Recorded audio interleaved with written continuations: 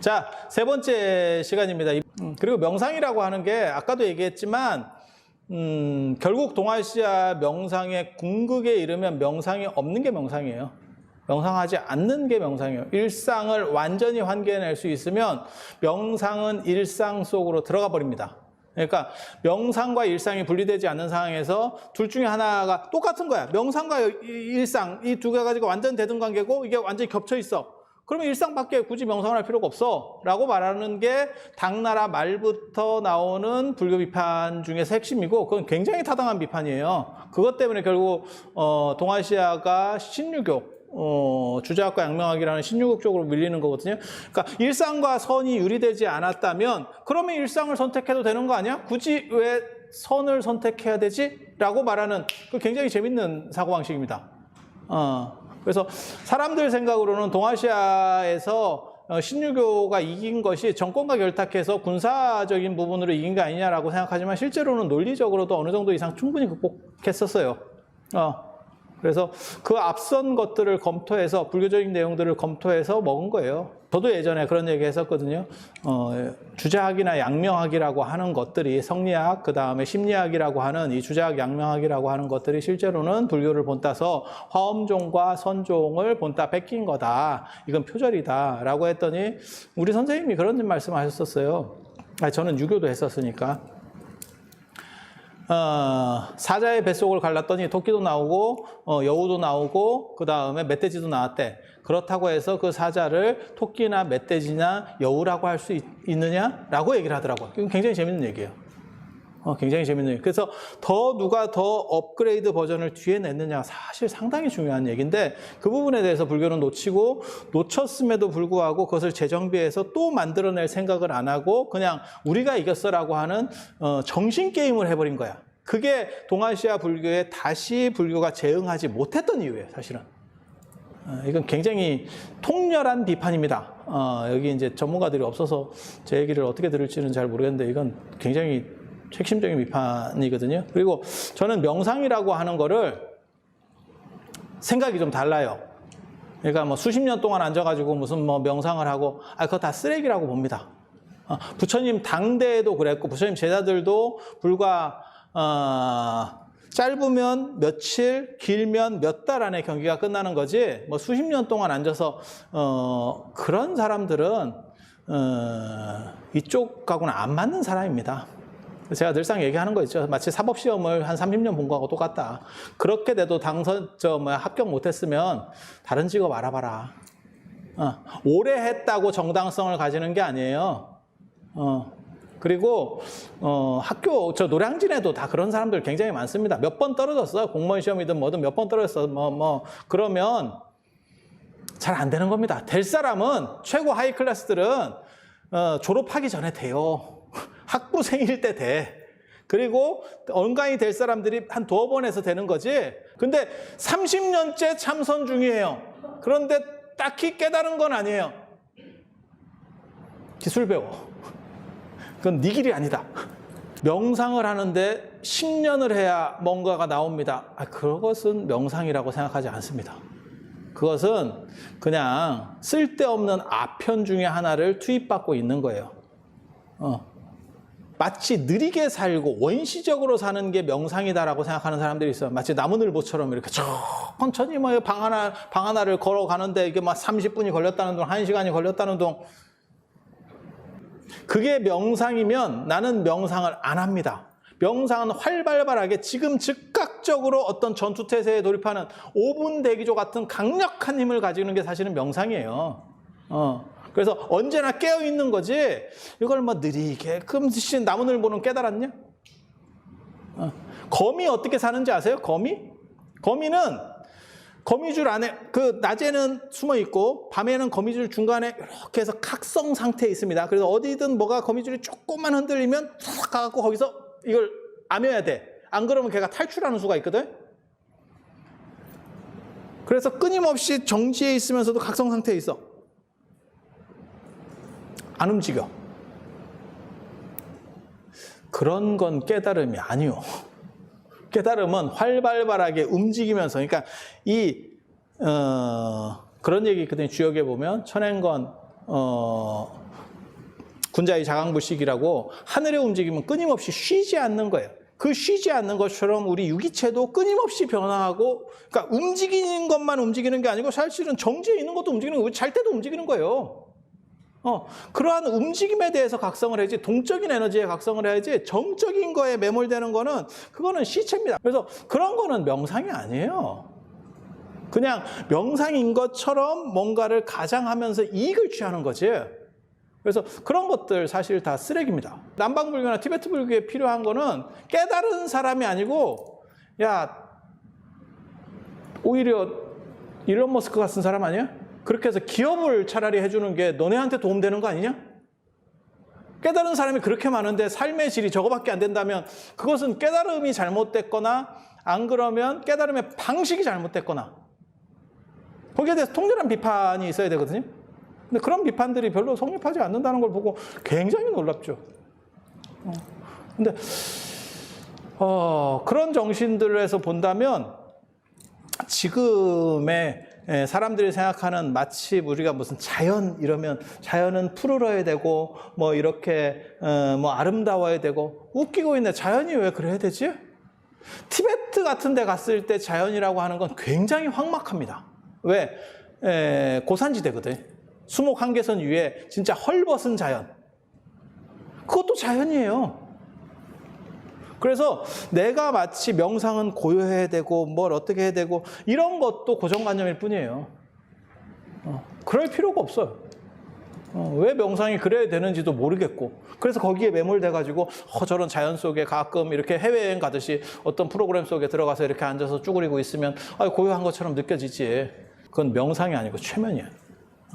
그래서 그런 거 말고 명상은 지금 현실에서 쓰일 수 있느냐가 관건이고, 그리고 제가 여기서 써놨지만 미학적 판단이라고 하는 게 굉장히 중요해요. 지금은 정당성이라는 게 없어. 철학 위의 미학이라고 하는 얘기가 있거든요. 그 바문가르텐이 한 얘기인데, 철학 위의 미학. 그러니까 철학이라고 하는 거는 가치 기준이라는 게 어느 정도 명확하게 있고 답이 나오는 거예요. 그러니까 아파트 같은 경우는 사실은 철학입니다. 아파트가 얼마? 그러니까 예를 들어서 이게 10억짜리 아파트야. 근데 10억짜리 아파트인데 내가 금매로 9억에는 낼 수 있어. 하지만 금매로 1억에 내는 놈은 없거든. 이건 미친놈이지. 예. 그래서 어느 정도 가치 기준이 정확하게 있는 게 철학. 하지만 미학이라고 하는 건 달라요. 미학은 문화재하고 똑같은 거예요. 문화재에 직지라든지, 안 그러면 예를 들어 훈민정음 해례도 어떤 사람한테는 엿바꿔 먹는 대상일 수도 있고 어떤 사람한테는 일조일 수도 있는 거야. 그거는 영원부터 무한대의 가치를 가지는 거예요. 그게 미학적 판단이에요. 근데 지금 현대 사회에서 이런 선진국화된 사회에서 중요한 3만 불 이상의 사회에서 중요한 건 사실 미학적 판단이에요. 그래서 요즘 젊은 애들이 보는 가치 기준들이 그런 거죠. 무엇이 나를 행복하게 하고 즐겁고 내가 원하는 건지에 대해서 관심을 가지는 거지. 기성세대들하고 가장 많이 충돌하는 것 중에 하나가 뭐라고 저는 생각하냐면 고진감래이기. 네가 그것을 잘 참고 나면 막판에 좋은 식으로다가 뭐가 올 거야. 그러니까 공부를 지금 젊었을 때 열심히 하면 나중에 뭐가 좋은 결과가 올 거야. 저는 다르거든요. 제가 전에도 그런 얘기 해드렸잖아요. 그러면 그 결과가 오기 전에 죽은 놈은 어떡할 거냐. 그러니까 지금 즉각적으로 다 처리할 수 있는 거. 아까 복권 얘기한 것처럼 지금 긁을 수 있는 거. 그게 어떻게 보면 미학적 판단이에요. 지금 젊은 애들은 그게 충분히 각성돼서 나오는 것 같아요. 저희 때만 하더라도 저 같은 식으로 사고하는 사람을 별로 안 좋게 봤습니다. 저 약간 이상한 놈. 요즘식으로 말하면 또라이즈. 근데 저는 또라이라고 하는 걸 굉장히 긍정적으로 보고, 그 또라이가 세상을 바꾼다라고 생각하는 거거든요. 스티브 잡스도 또라이고 저 일론 머스크도 또라이고, 어떻게 보면 다 또라이들이에요. 그리고 그 또라이에 대해서 주목한 최초의 어떻게 보면 철학적인 사람은 양명학이에요. 양명학에 보면 미칠 광자는 이 또라이 광자인데, 이 미친놈, 이 또라이들은 성인 바로 밑으로 봐요. 자기에 미쳐있는 사람, 어떤 하나의 세계 속에 미쳐있는 사람들, 그 사람들이 세계를 만들어내는 거예요. 명작을 만들어내는 사람들, 예술품을 만들어내는 사람들, 창의적으로 뭔가를, 세상을 선도해가는 다 또라이야. 그리고 지금은 그 또라이가 먹히는 시절이고, 4차 산업화가 되고 AI나 이 딥러닝 이런 것들이 더 발전하면 발전할수록 또라이의 창의력만 살아남아. 그래서 지금은 미학적 판단입니다. 그러니까 정확하게 어떤 답이 있어서 이것은 옳고 저것은 다르고, 뭐 직업도 마찬가지예요. 예전에 우리 어렸을 때만 하더라도 공부 잘하면 뭐 법대를 가야 된다는 둥, 의대를 가야 된다는 둥, 뭐 이런 게 있었어요. 딱 정해져 있었어요. 그런데 그것이 행복하지 않은 사람들도 있을 수 있거든. 지금은 그게 훨씬 더 유연해졌죠. 그리고 앞으로는 더 유연해질 거라고 생각해요. 자기가 좋아하고, 그거 이제 생각을 하는 거지. 내가 더 좋아하는 걸 선택해서 급료가 좀 낮더라도 견디고 갈 거냐. 아니면 나는 돈을 보고 그것으로서 돈을 사고 난 뒤에 내가 더 좋아하는 일을 할 거냐. 뭐 이런 식의 판단들을 자기가 종합적으로 하겠죠. 그래서 지금은 미학적 시대고, 미학적 시대에서는 이 동아시아 선불교라고 하는 것은 굉장히 강력한 힘을 얻을 수 있는 그런 체계라고 생각을 해요. 그리고 명상법과 관련된 이야기를 잠깐 해드리면, 명상법이 따로 있는 건 아니에요. 지가 좋아하는 일을 하고 있으면 명상은 스스로 됩니다. 정답부터 말씀드리면, 좋아하는 일에 빠져 있으면 시간 가는지 몰라. 제가 그래서 그런 얘기 하거든요. 젊은 애들, 남자애들, 이렇게 저 대학 정도 다니는 애들이 게임에 이게 막 미친 듯이 빠져 있거든요. 어떻게 보면 걔네가 메타버스의 1세대들이지. 게임 속에 빠져가지고 못 나와. 근데 되게 재밌는 거는 잠도 안 자고 밥도 안 먹고 화장실도 안 가. 이게 다 끊어져 있어요. 이게 의지로 끊을 수 없습니다. 그러니까 의지로 밥을 좀 안 먹을 수는 있어. 밥 먹는 걸 내가 거리를 벌릴 수 있어. 화장실은 의지로 되는 게 아니에요. 인간이 이게 컨트롤할 수 있는 게 아니라고. 죽자고 참을 수는 있지만, 그런데 어떤 일이 벌어지는 거냐면, 그 게임을 하고 있는 애들 보면 그걸 초월합니다. 일종의 명상 상태로 들어가는 거예요. 현실을 초월한다니까. 그래서 제가 그런 얘기 하는데, 엄마가 게임하는 애들, 이렇게 날 새서 게임하는 애들 보고, 야, 밥이라도 먹고 해라. 이렇게 해서 뭐 이런 거 라면이라도 끓여서 갖다 주고 이러면 그게 그 상태로 그대로 식는데도 몰라. 마치 뭐하고 똑같은 거냐면, 나무꾼이 신선노름에 도끼자루 썩는지 모르듯이 그대로 가는 거예요. 그런 게 명상이에요. 그러니까 자기가 좋아하는 일을 하면 사람이 각성을 해가지고 시간을 초월해버려요. 시간, 그 다음에 이런 모든 자기 안에서 벌어지는 에너지까지도 다 초월해버립니다. 그런데 그런 단계에 들어간다는 게 쉽지가 않아요. 사실은 화두나 이런 것도 그렇게 가라는 뜻일 건데, 그렇게 집중한다는 게 쉽지가 않아요. 제가 보기에는 게임하고 연애에 미쳤거나, 게임에 미쳤거나, 아니면 연예인, 그 덕질하는 애들, 요 세 그룹만 이게 가능한 것 같아. 그 외에는 이게 그렇게까지 못 미쳐, 사람이. 그렇게까지 미칠 수가 없어. 그런 사람들을 위해서 차선책으로 얘기하는 게 뭐냐면, 이제 보통 동아시아에서는 조신, 몸을 이제 조절을 하는 거고, 그 다음에 조식, 이게 숨, 호흡 조정하는 거고, 그 다음에 의식을 이렇게 컨트롤해서 좀 조절하는 거예요. 그러니까 제가 정신하고 그 다음에 호흡하고 몸 중에서 뭐가 제일 거친 거냐? 몸이 제일 거친 거죠. 몸이 제일 거친 거, 그 다음에 호흡이고, 그 다음에 정신. 정신이라는 건 한 호흡에서 생각은 여러 번, 뭐 수십 번도 왔다 갔다 할 수 있는 게 정신이잖아요.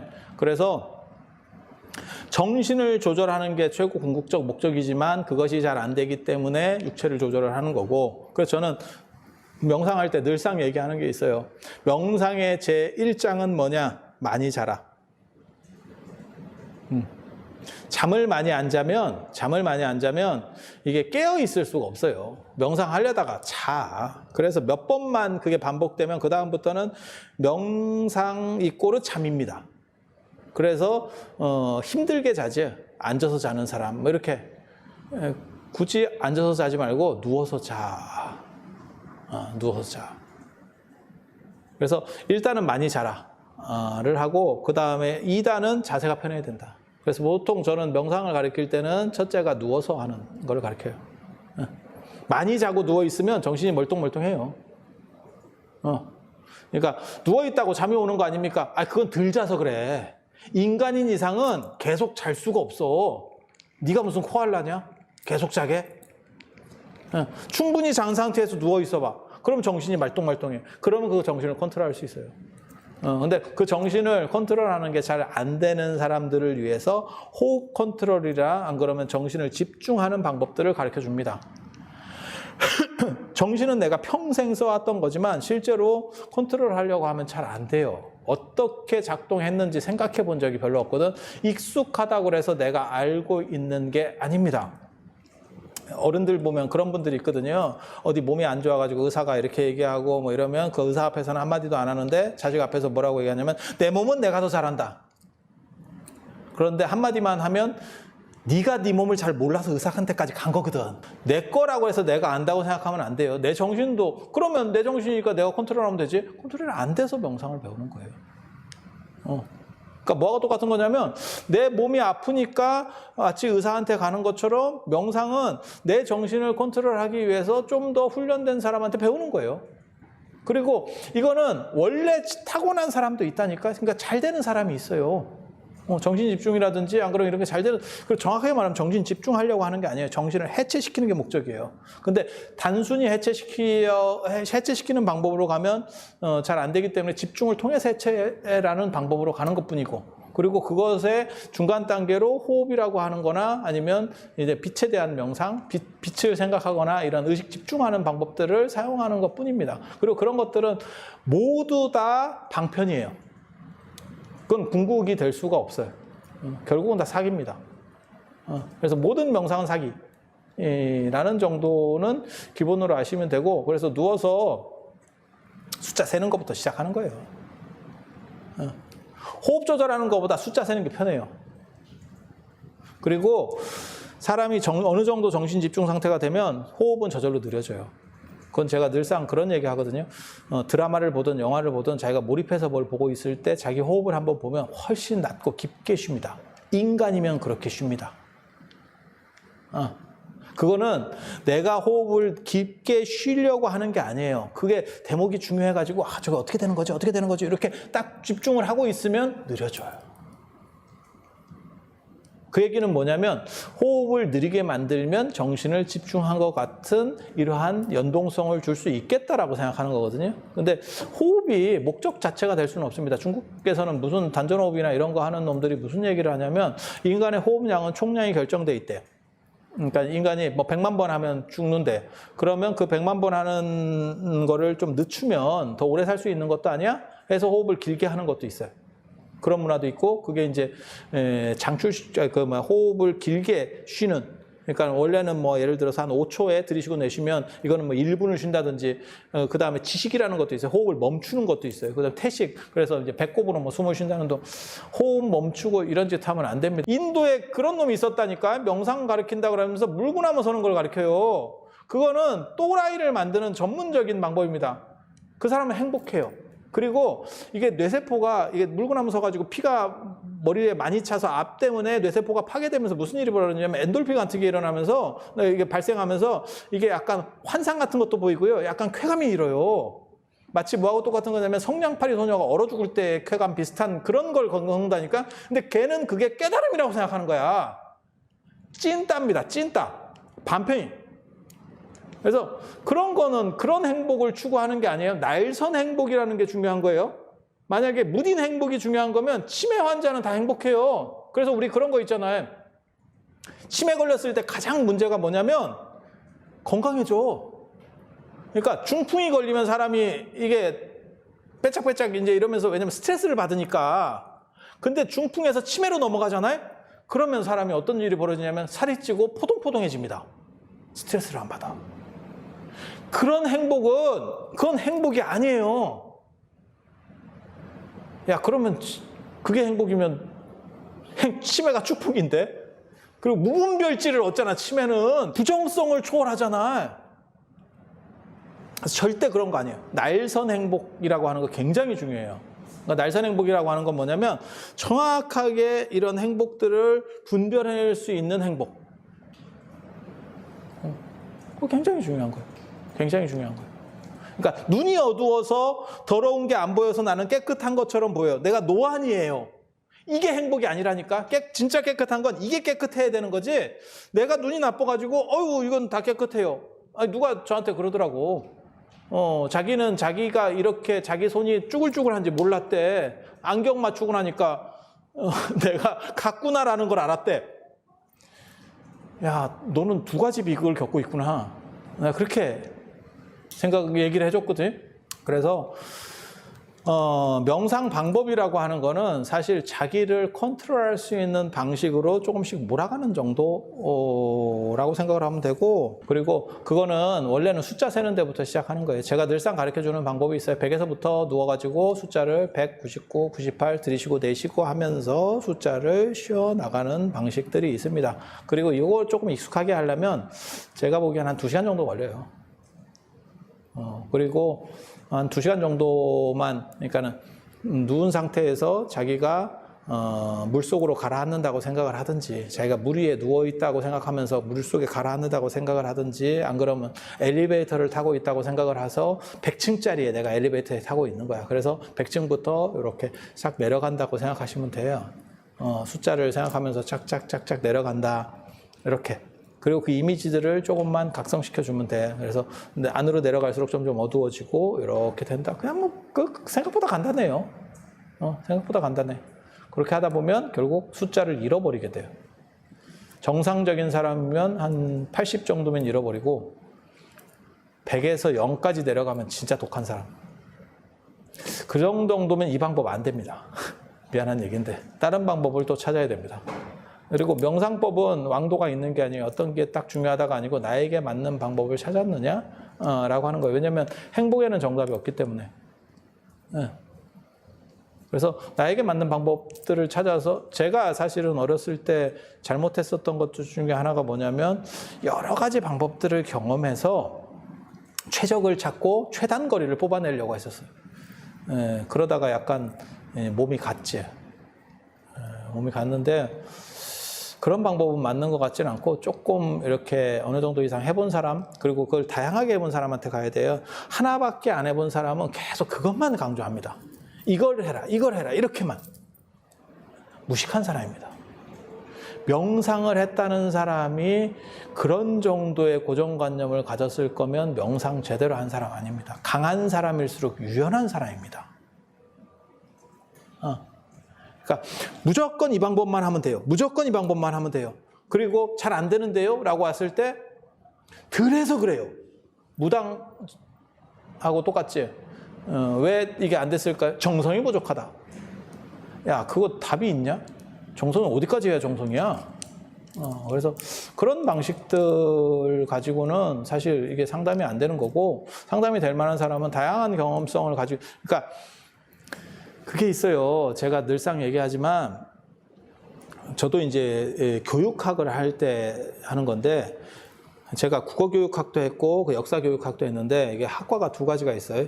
역사학과가 있고 역사교육학과가 있어. 역사학과는 국사를 하는 사람을 얘기하는 거고, 역사교육학은 그걸 어떻게 가르칠까의 문제예요. 그게 그거 아닙니까? 천만의 말씀입니다. 완전히 다른 학문이라고 보시면 돼요. 인접학문은 맞아. 하지만 달라. 뭐가 똑같은 거냐면 미술사하고 미술, 저는 두 가지 다 전공했는데, 미술사는 눈하고 입만 있으면 되고 미술은 직접 작업하는 거예요. 그러니까 시를 짓는 사람하고 시를 평론하는 사람하고는 다르다니까. 그러니까 이런 거를 받아야 될 사람은 누구냐면 진짜 마스터가 아니고 이걸 전체적으로 아는 사람한테 상담을 받아야 돼. 누가 깨달았다. 그 사람이 중요한 게 아니야. 그 사람이 너에게 도움이 안 될 수가 있다는 생각을 해야 돼. 왜? 그 사람은 되는 거지. 뭐가 똑같냐면 김치 명인 이런 사람이 있어. 그래서 그 사람이 너무너무 맛있게 김치를 담근대. 그래서 그 사람한테 가보면 어떻게 되냐면 그 할머니가 그냥 자 고춧가루를 이렇게 넣고 소금을 이렇게 넣고, 계량은 없어. 그냥 손으로 대충 탁탁탁 하는데 이 사람은 맛이 겁나 좋아. 내가 그걸 따라하면 그지같이 돼. 나에게 필요한 사람은 누구냐면 계량화 시켜줄 수 있는 사람이야. 그 사람이 그러면 그 김치명인보다 더 잘 담그느냐? 아니야. 그 사람 맛을 못 내. 하지만 그 사람은 배울 수가 없다니까. 이건 초절의 문제가 있다니까. 접근성이 불가능해요. 예전에 제가 성대에 있을 때 그 박사과정 다닐 때 우리 선생님이 두 분이 계셨어요. 한 분은 중국에서 유학을 해가지고 한문을 기가 막히게 잘해. 그리고 한 분은 한 분은 서울대 출신이었는데 그분은 모든 한문을 문법으로 얘기해. 실력으로만 얘기하면 유학 갔다 오신 분이 훨씬 잘해. 그래갖고 그 양반은 한문을 어느 정도까지 보냐면 책이 있으면 책으로 한문 책도 이렇게 그냥 모국어처럼 보는 거예요. 그냥 이렇게 본다는 거거든. 우리는 이렇게 떠드도 보고 있는 거고. 필요한 사람은 문법으로 해주는 사람이 우리한테 필요한 사람이에요. 그래서 이거 굉장히 잘하는 그 선생님한테 우리가 선생님 이게 글자가 있는데 왜 해석이 안 됩니까? 이렇게 물어보면 선생님이 뭐라고 하냐면 그건 해석 안 해도 돼. 이 상태에서는 안 해도 되는 거야. 이렇게. 그게 끝이야. 룰이 있느냐? 없어. 이게 뭐 기준이 있습니까? 아니 거기서는 그렇게 하는 거고 여기서는 이렇게 하는 거고 그냥 그렇게 하는 거야. 근데 그 문법으로 하는 선생님은 최대한 여기서는 이게 뭐 어떻게 작용을 하고 이게 어디까지 한자가 걸리고 이 짓을 해주는 거야. 필요한 건 이 사람이에요. 그러면 실력으로만 얘기하면 누구냐? 이렇게 보는 분이 훨씬 잘하지. 비교도 안 돼. 이거는 두 분은 비교도 안 돼. 내한테 필요한 사람은 문법으로 하는 사람이라는 거죠. 마찬가지예요. 그 사람이 깨달았다고 해서 그 사람한테 간다 그래서 당신들이 뭔가를 얻을 거다. 확실한 걸 얻을 것. 택도 없는 소리입니다. 그거는 가르치는 교육을 받았느냐가 중요한 거예요. 가르치는 교육을 받았느냐. 그러니까 예를 들어서 서정주 선생이 시를 굉장히 잘 줘. 근데 그게 가르칠 수 있느냐는 완전히 다른 문제거든. 그래서 하는 얘기가 있어요. 시선, 이백, 시성, 두보 이러는데 두보를 가지고 교재를 쓰지 이태백은 교재가 안 된다는 거예요. 이태백은 빨고 그냥 필 받아서 쫙 쓰는 거거든요. 그래서 그런 차이들이 있어요. 그래서 깨달음을 얻은 분이기 때문에 지도력이 훨씬 더 좋을 거야 라는 것은 논리적 층위가 다르다더라. 부처님은 그게 된 분이에요. 두 가지가 같이 돼. 그래서 제가 부처님한테 늘상 얘기하는 게 뭐냐면 부처님은 깨닫기 전까지는 수행자였었고 깨닫고 난 뒤부터는 교사로서의 생활을 살았어요. 근데 그 뒤에 스님들도 어떻게 되는지는 그걸 판단하는 거는 다 그때그때마다 좀 다른데 지금 현대 스님들은 그런 거는 잘 안 되는 것 같아요. 그러니까 계량화해서 무언가를 만들어서 이거는 잘 안 되는 것 같아요. 미안한 얘기인데. 왜? 아니 그런 거는 둘째치고 이렇게 법문하실 때 보면 상대방을 위한 법문이 아니에요. 내가 아는 얘기를 해. 근데 교육이라고 하는 거는 상대방 눈높이에 맞추는 거예요. 마치 초등학교 선생님이나 유치원 선생님들을 보면 그 사람에게 맞춰서 얘기를 하지. 어른들하고 대화할 때처럼 얘기를 하지 않잖아요. 그래서 그 부분에 대해서는 생각을 하셔야 돼요. 그러니까 꼭 레벨이 높은 분이 최고로 좋은 거냐? 그거는 아닐 수도 있다. 그래서 자기에게 맞는 사람을 찾아야 되고 자기에게 맞는 방법들을 찾아야 되고 이런 부분들은 상당히 중요해요. 상당히 중요해요. 그리고 명상에는 특별히 어떤 것이 최강이야 없어요. 나에게 맞고 내가 그것을 어느 정도 이상 이렇게 해낼 수 있는 방법들이 있다면 그러면 그게 최고예요. 그게 미학적 판단이라고 하는 거거든. 그러니까 진운의 안경, 미학적 판단을 다른 말로 하면 진운의 안경이에요. 정답이 있는 것이 아니고 정해진 답이 아니고 나에게 맞는 답이 있는 거지. 나에게 맞는 것이 곧 정답이다. 그리고 그게 현대사회에서 현대 젊은이들한테 사실 먹힐 수 있는 가장 강력한 키워드라고 저는 생각을 해요. 이 부분을 성취시킬 수 있으면 젊은 사람들에게도 설득력이 있고 이 부분을 성취시키지 못하고 하나의 방법만 가지고 너는 이거 해, 이거 해, 이거 해 라고 하면 꼰대죠. 제가 늘상 말씀드리는 꼰대와 멘토는 한 끗 차이다 라고 하는 거거든요.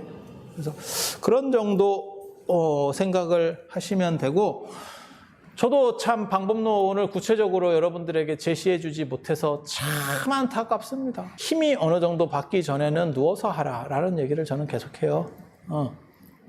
왜냐하면 모든 이게 인간이라고 하는 게 중력이 작용하고 있기 때문에 바닥과 닿는 면적이 넓을수록 편합니다. 그러니까 서 있는 것보다는 앉아 있는 게 편하고 앉아 있는 것보다는 기대 앉는 게 편하고 기대 앉는 것보다는 자빠져 있는 게 편한 거예요. 그건 100%입니다. 그래서 편한 상태에서 정신을 컨트롤하기 위해서는 정신이 온전히 있게 돼야 돼. 그런 데 있어서 가장 기본은 편안한 걸 줘야 돼요. 편안한 거.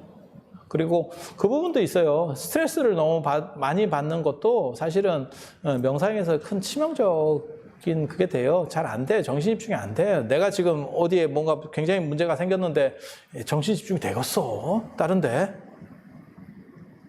그래서 주변이 다 편해야 돼요. 일단.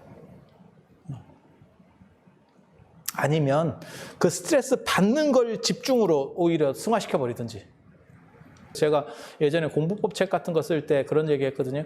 잡념을 이기거나 극복하려고 하지 말고 잡념을 끝까지 따라가서 뿌리를 뽑아라. 그건 제가 어떻게 보면 만들어낸 방법인데 딴 놈은 그런 얘기 한 번도 안 하더라고요. 제가 명상법에 대한 책을 진짜 많이 봤는데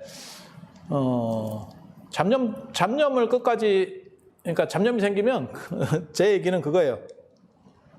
내가 만약에 예를 들어서 돈에 대해서 집착이 있는 거야. 그래서 돈을 어떻게 좀 벌었으면 좋겠어. 지금 뭐 코인이 어때? 뭐 주식이 어때? 뭐 어쩌고저쩌고 이런 생각이 드는 거예요. 그러면 그 생각을 계속 하는 거예요.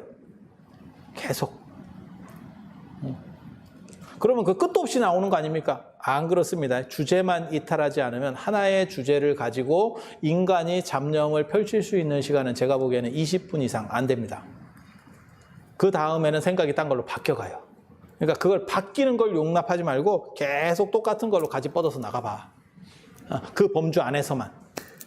그렇게 해서 그거를 한 20분 정도 해가지고 뿌리를 뽑잖아. 더 이상 생각 재미도 없네. 이러면 다음부터는 그 잡념이 잘 안 일어납니다. 뽕이 뽑히는 거예요.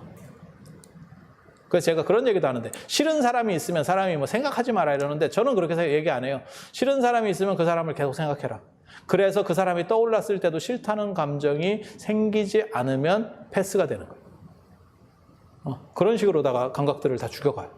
그리고 온전히 내 정신들을 컨트롤할 수 있는 상태로 만들어가요. 제 방식이 약간 실전적이고 약간 특이한 방식이 있어요. 국가별 기후에 따라서 명상법이 다르다라고 얘기했는데 다릅니다. 더운 지역 수행법하고 추운 지역 수행법은 완전히 다릅니다. 개인적으로 윗바사나가 이 나라에서 남방불교 수행 안 된다고 생각하는 사람입니다. 체질이 바뀌기 전에는 우리가 더운 지역에 맞는 게 있고 추운 지역에 맞는 게 있어요. 왜 우리가 성격이 급하냐면 약간 춥기 때문에 그래요. 한국 사람들. 불광동 휘발유가 되는 이유가 추워서 그래요. 더운 지역 사람들은 훨씬 더 느리고 느긋합니다. 그리고 수행도 그래서 이 동네는 활발한 수행.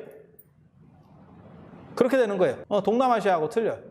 그래서 동아시아 수행이 동남아시아에서도 안 될 거라고 생각합니다. 중국 불교사의 첫 페이지에 보면 안세고의 소승성관 전례, 대념처경, 안반수의경 이런 것들이 다 들어와요. 그게 남방의 수식관 같은 것들, 그 다음에 관법 같은 것들이에요. 안 됐어요. 그게 언제까지 안 돼서 문제가 벌어지는 거냐면 중국에서 수나라 당나라 때까지 안 돼서 천태종의 소지관, 마하지관이 나오는 거고 그 다음에 선종에서 육조해능 스님의 남종선이 나오게 되는 거예요. 만약에 그게 처음부터 되는 방식이었다면 동아시아 사람에게도 충분히 잘 먹혔다면 천태종의 수행법이라든지 선종의 수행법은 발생할 수 없었습니다. 중국 불교 첫 페이지부터 그런 사람들 얘기가 나오거든요. 안세고의 소승성관 전례, 지루가치함의 대승관법 전례가 나오는데도 불구하고 그게 안 먹히니까 이런 부분들이 나오는 거예요. 그래서 이거는 철저하게 그 기후 문학대에 따라서 사고방식이 달라. 그리고 서양 사람하고 동양 사람 사고방식도 달라요. 그래서 서양 사람 방식의 것이 동양 사람에게 먹힌다고 생각하지 마세요. 같은 인간이라고 같은 인간 아닙니다. 그래서 제가 늘상 그런 얘기 하잖아요. 이 동아시아 사람의 가장 큰 특징, 사진 찍을 때 보면 나온다. 에펠탑에 가도 에펠탑이 다 나와야 되고, 피라미드에 가도 피라미드가 다 나와야 되고, 콜로세움에 가도 콜로세움에 다 나와야 되고, 잘리면 사람이 잘린다. 그런데 서양 사람들 기준에서는 피사체가 잘리고 사람이 나온다. 그게 모나리자와 산수화의 차이다. 제가 그런 얘기 하거든요. 모나리자에도 주변에 산수화가 뒤에 풍경으로 다 있어요. 하지만 모나리자가 증명사진, 여권사진처럼 이따시만하게 나오죠. 하지만 산수화를 보면 산수가 되게 크고 우리는 그 안에서 점으로 나옵니다. 그래서 사고방식이 완전히 달랐다는 걸 알 수 있어요. 그래서 이게 뭐 되고 이게 되고 전 세계를 관통하는 보편성이 있고 말 같지도 않은 겁니다. 있을 수도 있을 수 있어. 하지만 지금까지는 없었어. 명상은 종교를 떠나서 누구나 일상에서 실천할 수 있다고 생각합니다. 많은 사람들이 모였을 때도 재미있고 즐겁게 할 수 있는 명상법을 알고 싶습니다. 나도 알고 싶습니다. 나도 알고 싶습니다. 이렇게 좋은 게 있으면 야 이거 나오면 테슬라보다 낫다. 테슬라를 천슬라라고 하는데 테슬라보다 더 먹힌다 이걸. 네. 그리고 지금까지는 이러한 부분들에 대해서 많은 경험도 있었고 시행착오들도 역사적으로 계속 있었어요. 하지만 분명한 건 인간의 사고방식이 바뀌면 수행법도 계속 바뀌어가야 돼요. 그래서 옛날 것은 그것을 통해서 정당성을 부여받고 어느 정도 임상실험을 통한 그러한 데이터는 알 수 있지만 그것을 지금 그대로 쓰면 안 됩니다. 옹고지신이라는 말이 필요한 거예요. 그래서 그것을 가지고 개량해서 현대적으로 어떻게 먹힐 수 있게 하느냐라고 하는 것은 굉장히 중요한 거고, 이거는 모든 사람들이 지금 뛰어들고 있는, 어떻게 보면 현대적 수행과 관련돼서 생각하는 사람들은 전부 이 생각을 하고 있다라고 보면 될 겁니다. 그리고 저도 그런 사람 중에 하나고, 내가 이 답을 찾았으면 나도 좋겠어요. 내가 10대부터 찾았다. 10대부터 이 나이가 되도록.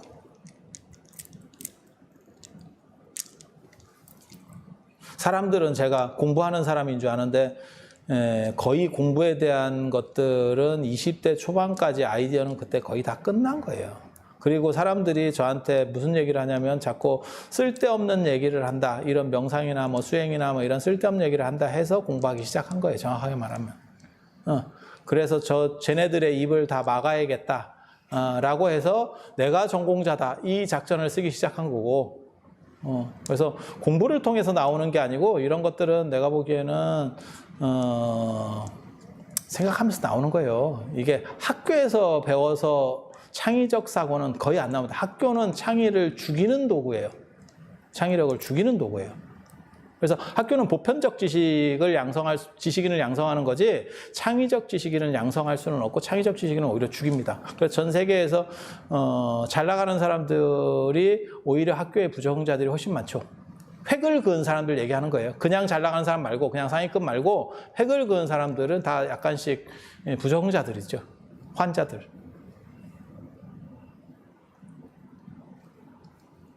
작년부터 5분이라도 안 잡을 요량으로 열심히 앉아 있습니다.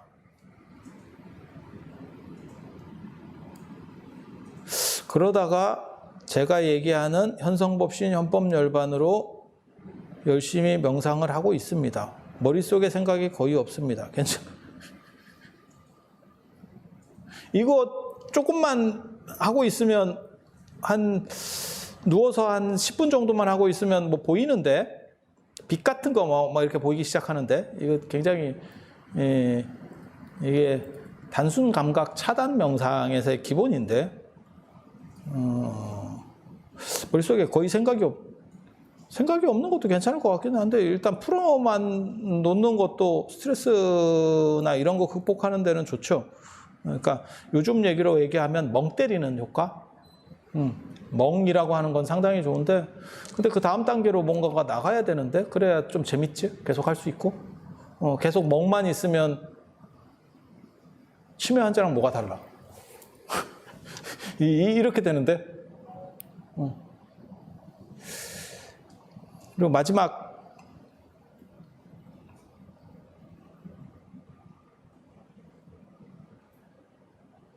이거 재밌는 얘기 했네. 제가 그런 얘기를 했다는데, 명상을 먼저 해서 공부를 이렇게 틔운다 라고 하는 거. 그러니까는 이게 무슨 얘기냐면, 그냥 쉽게 얘기하면 그거예요.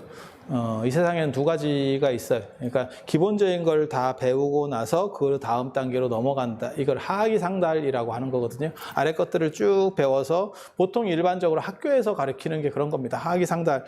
아래 것들을 쭉 공부를 하면서 그것을 넘어서는 마지막, 그러니까는 뭐랄까,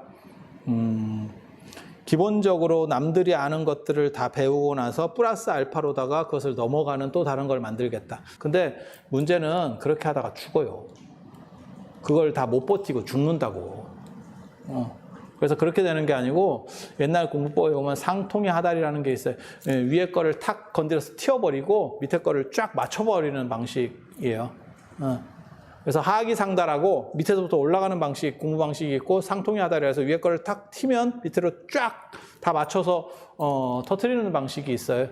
그러니까 어떻게 보면 스티브 잡스나 일론 머스크 같은 사람들도 어떻게 보면 이 상통의 하달 방식이에요. 그런 거하고 비슷한 거죠. 어떻게 보면 몽상가인데 그런 방식이야말로 인식 주관과 관련해서는 사실은 저는 먹힌다고 생각해요. 그리고 하남 스님이 그런 말씀을 하셨거든요. 그건 굉장히 재밌는 거예요. 그러니까 기존에는 조선 후기의 스님들이 어떻게 했냐면 사교입선이라고 교학적 공부를 하고 나서 선으로 들어가요. 선불교로 이제 참선하는 대로 들어갔는데 하남 스님은 어떻게 생각하셨냐면 선선후교라고 선을 먼저 수행을 해서 어느 정도를 딱 인지가 터지면 요게 이런 거구나 하고 물리가 나면 그 다음에 그걸 가지고 교학적 공부를 하면 머릿속에 빨리 들어온대. 그러니까 뭐냐면 미술 이론을 배우고 나서 모든 미술 이론을 배우고 붙잡아서 이 작품을 그릴 수도 있고 그런 거 말고 붓부터 먼저 놀려보는 거예요. 놀려보면서 이론책을 보면 이게 이걸 얘기하는 거구나 라고 들어올 수 있다는 거예요. 일반적인 과학적 발견은 하악이 상달이 훨씬 유리한 거예요.